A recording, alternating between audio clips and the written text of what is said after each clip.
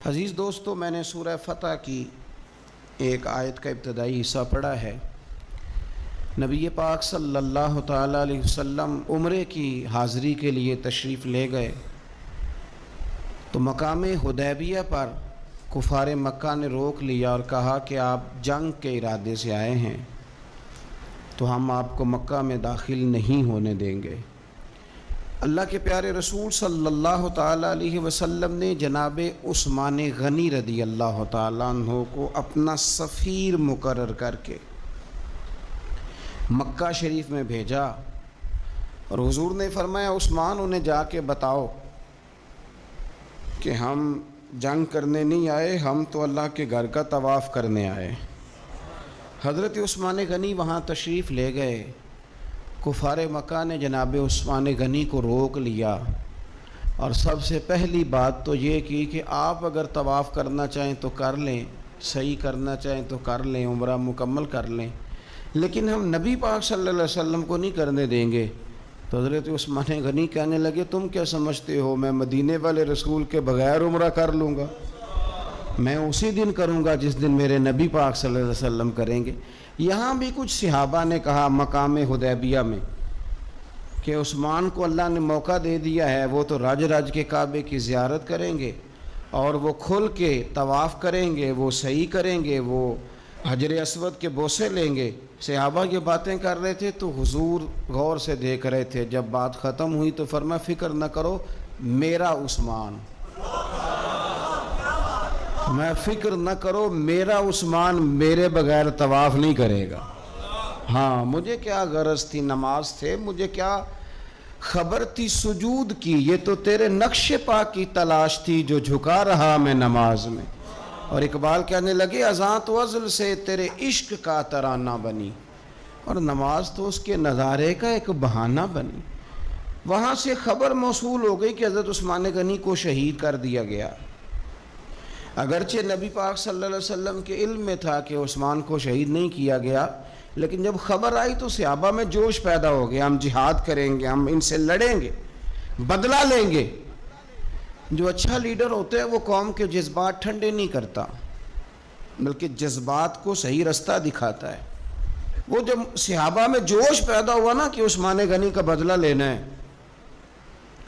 تو نبی پاک صلی اللہ علیہ وسلم نے ایک درخت کے نیچے سب کو بلایا، فرمایا میرے ہاتھ پہ بیعت کرو کہ تم جہاد کرو گے اور جہاد میں ثابت قدم رہو گے، میرے ہاتھ پہ بیعت کرو۔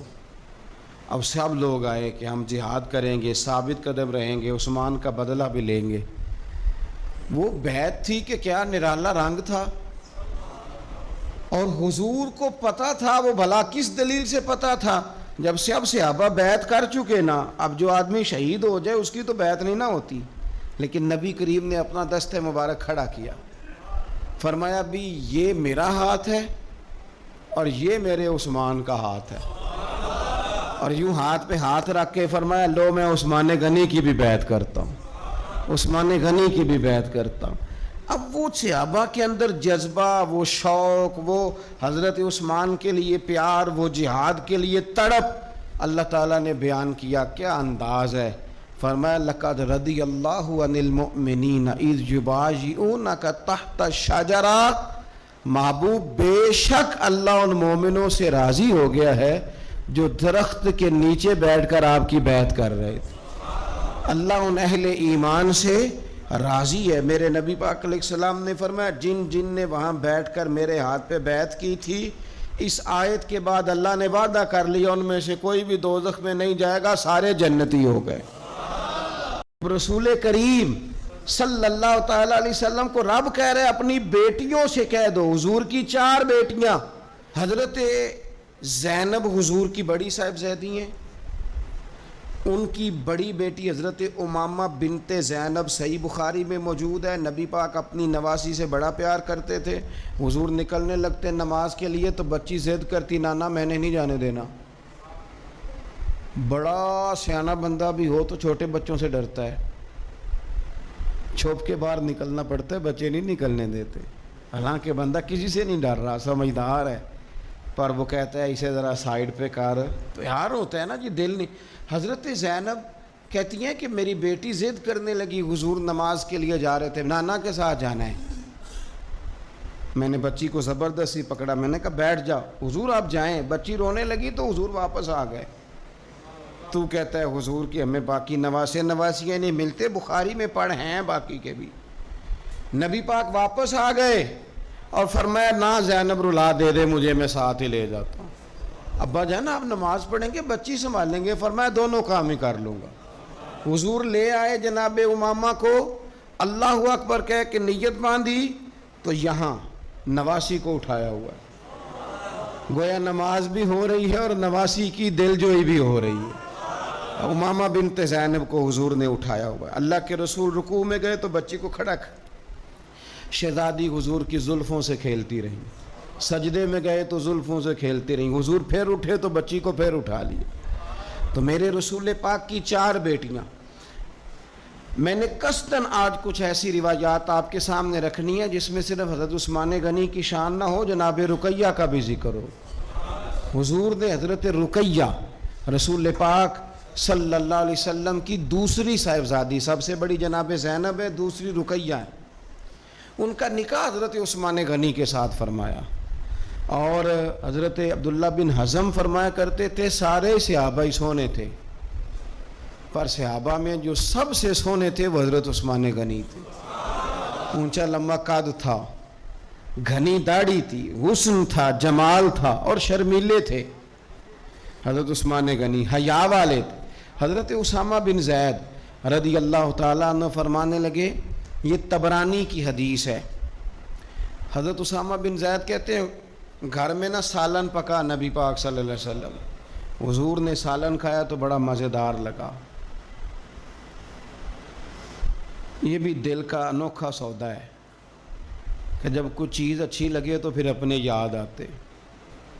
آپ یقین کریں پھر بندہ کہتا ہے تھوڑی پیک بھی کرا لوں بچوں کے لیے، اپنے یاد آتے ہیں۔ حضرت اسامہ بن زید کہتے ہیں سالن بڑا عمدہ تھا، گوشت پکا تھا، حضور نے تھوڑا سا برتن میں ڈالا، فرمایا جا میری بیٹی رقیہ کو دے آ۔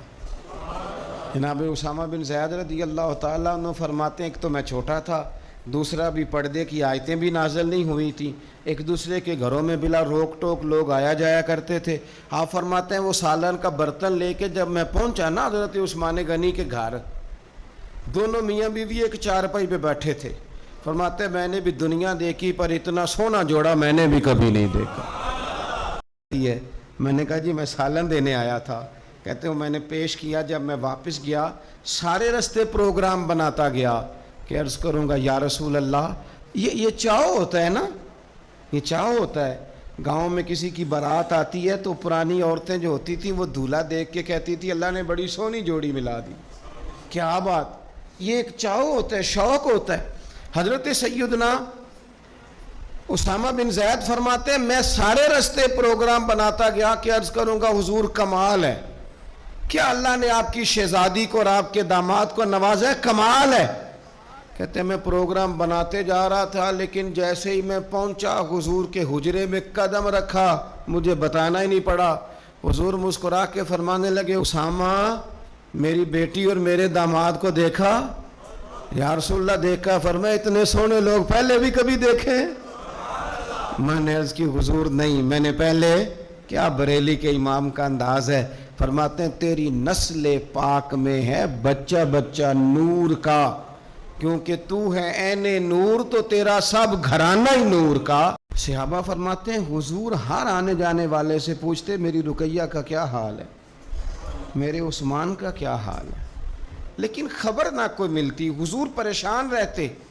صحابہ فرماتے ہیں ایک عورت ایک دن آئی تو نبی پاک علیہ السلام نے اس سے بھی فوراً پوچھا بتاؤ نا میرے عثمان اور رقیہ کا کیا حال ہے، ملی ہو؟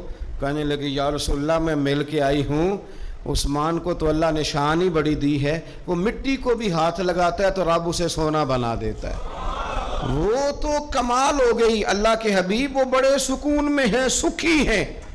اب حضور نے بیان کیا مجمع الزوائد میں اور تاریخ الخلفاء میں امام سیوطی علیہ رحمہ نے اس کو لکھا۔ اب یہاں نبی پاک علیہ السلام فرمانے لگے، حضور فرمانے لگے اللہ کے نبی حضرت لوط علیہ السلام وہ تھے جنہوں نے اپنی بیوی کے ساتھ اللہ کے راستے میں ہجرت کی تھی. حضرت لوط علیہ السلام. ہجرت بہت بڑا مقام ہے اگر کوئی دین کے لیے کرے, لیکن صحابہ نے ہجرت کی تو اکیلے اکیلے. حضرت ابو بکر بھی ہجرت کر کے گئے تو اکیلے, حضرت عمر بھی گئے تو اکیلے. لیکن حضور فرمانے لگے انبیاء میں سے حضرت لوط علیہ السلام نے ہجرت کی تھی اپنی بیوی کے ساتھ, چونکہ گھر والوں کو لے کے ہجرت کرنا مشکل ہوتا ہے. جو کام مشکل ہو اس پہ اجر بھی زیادہ ملتا ہے. حضرت لوط نے ہجرت کی تھی اپنی بیوی کو لے کے. فرمایا جناب لوط سے لے کر آج تک دوبارہ اگر کسی جوڑے کو ہجرت کرنے کی سعادت ملی ہے تو میرے عثمان اور میری بیٹی رقیہ کو ملی ہے. فرمایا عثمان نے اپنی بیوی سمیت ہجرت کی ہے. حضرت لوط علیہ السلام سے لے کر عثمان غنی تک. اگر کبھی آپ اس پہلو کو سمجھیں تو بڑا ذائقہ دے گا کہ گھر بار چھوڑا ہے, ہر چیز قربان کی ہے. کس لیے؟ اللہ اور اللہ کے رسول کے لیے. تو یہ پہلا نبی پاک صلی اللہ علیہ وسلم نا اس جوڑے سے پیار کرتے. حکمتیں ہمارے ہاں پتہ کیا ہوتا ہے, کچھ دکھ نا ہم نے جان بوجھ کے گھاڑ لیے ہیں, وہ دکھ نہیں ہیں جان بوجھ کے. مثلا ابا جی گئے بیٹی کے گھر میں شادی کے 2 4 5 مہینے کے بعد, تو واپس آ کے ابا جی رو پڑے. کیا ہو گیا جی آپ کو؟ کہتے ہیں اوہو میری دھی تے اتھے کام ہی بڑے کر دی پئی, میں نے بڑے لاڈوں سے پالی تھی, بڑی لاڈلی تھی, وہ میں گیا ہوں چولہے کے آگے کھڑی تھی. یہ جعلی دکھ ہے. اپنے گھر کا کام کر رہی تھی کہ یہاں وہ اللہ معاف کرے اسے نوکری کرا رہے تھے. تو یہ جان بوجھ کے گھڑے ہوئے دکھ ہیں جن کا کوئی معنی نہیں, کوئی مطلب نہیں. اپنے گھر کا کام کر کے بچی کی صحت بھی ٹھیک ہوگی, اس کے نظریات بھی پختہ ہوں گے, اور خاوند کی عزت کرے گی, اسے راضی کرے گی, تو میرے رسول پاک نے فرمایا رب جنت بھی عطا فرمائے گا. لیکن یہ دکھ ہے جناب, وہ ہو میں گیا گرمی بڑی سخت تھی. یعنی یہ دکھ ہے کوئی کہ میری بیٹی روٹیاں پکاتی ہے جی, شکر کار پکاتی ہے, اللہ کا احسان سمجھ. یہ تو دور ہے وسوسوں کا. میں تو کہتا ہوں اس میں جو بندہ زیادہ مصروف ہے نا, اس کو روٹی کھانے کا ٹائم بھی مشکل سے ملتا ہے, وہ بھلا آدمی ہے. تھک کے سوئے, یہ ٹینشنوں میں نہ پڑے, چگلیوں میں نہ پڑے, غیبت میں نہ پڑے, گلے نہ کرے, بری سوچ نہ اسے آئے, اچھا اللہ کا شکر ادا کر. اور یہ پرانے لوگوں کے اندر یہ خاص, آج کل تو میں دیکھتا ہوں سارے بیچارے نوجوان لڑکے, انہوں نے جمعے والے دن ہینگر لٹکائے ہوتے ہیں پیچھے, سارے کپڑے دھوبی سے استری کرا کے لا رہے ہوتے سارے. پتہ نہیں کہاں کام کاج ہوتے ہیں, ہمیں نہیں سمجھ آتی. سب نے سائیکل پہ روٹیاں لٹکائی ہوتی ہیں, کھانا پاک گیا روٹیاں لے آؤ. کون سے کام کی بات؟ پھر بھی ابا جی رو رہے ہیں آ کے. اور یہ بچیوں کی ٹریننگ کریں, آپ یقین کریں یہ مفت کے رٹے ہیں, جھگڑے. کیا ہو جاتا ہے؟ سنو میرے رسول پاک نے کیا فرمایا. کسی نے پوچھا حضور بہترین مسلمان کون ہے؟ تو نبی پاک نے فرمایا جو سلام لینے میں پہل کرے اور روٹی زیادہ کھلائے. تو اگر آپ کی بیٹی کسی کو روٹی پکا کے کھلائے گی تو بہترین مسلمان بنے گی. کون سا دکھ آپ نے پالا؟ سنو میں آپ کو حدیث سناتا ہوں. میرے نبی کریم علیہ السلام حضرت عثمان غنی کے گھر تشریف لے گئے. جناب عثمان غنی کے حضور اچانک گھر پہنچے. حضرت ابو ہریرہ رضی اللہ تعالیٰ عنہ فرمانے لگے جب نبی پاک علیہ السلام ان کے حجرہ نور میں داخل ہوئے نا, تو نبی پاک کی شہزادی سے بڑھ کر تو کوئی شہزادی نہیں نا. یہ تو وہ خواتین ہیں جن کو قرآن نے سب سے بہترین کہا. حضور کے گھر میں رہنے والے لوگوں کو, حضور کی لخت جگر جناب رقیہ.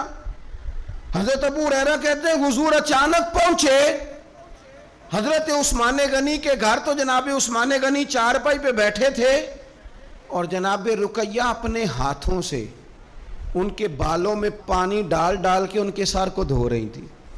یعنی چکی بھی پیسیں جناب رقیہ, لیپا پوتی بھی کریں کچے مکان کو, گھر کا سارا کام کاج بھی کریں, اور اپنے شوہر کے بالوں میں پانی ڈال کر وہ سر بھی دھوئے.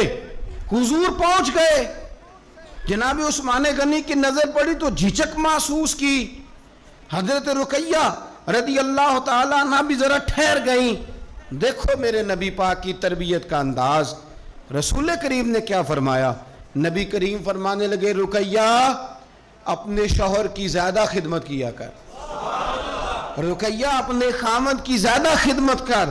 فرمایا میرے سارے صحابہ شان والے ہیں، لیکن جس نے میرے اخلاق کو سب سے زیادہ دیکھنا ہو وہ میرے عثمان غنی کو دیکھے۔